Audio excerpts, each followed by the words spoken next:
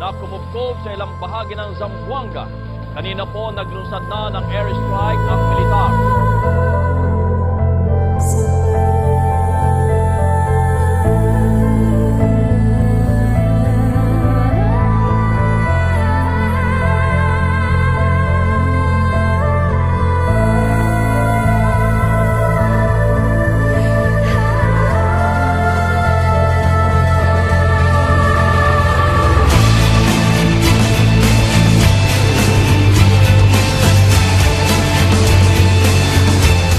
Ilan pa sa mga bayan ng Bohol na pinakanapuruhan ng lindol ay ang Lubok, ang Dawis at pati na rin po ang kinaroroonan natin ang bayan ng Baclayon.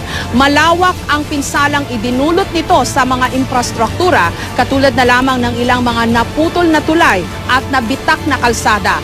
Ang mga bayan ding ito ang tahanan ng ilan sa ating mga national cultural treasures, mga pamana sa atin ng kasaysayan, heritage churches na nakapanlulumong sinira ng malakas na pagyanig.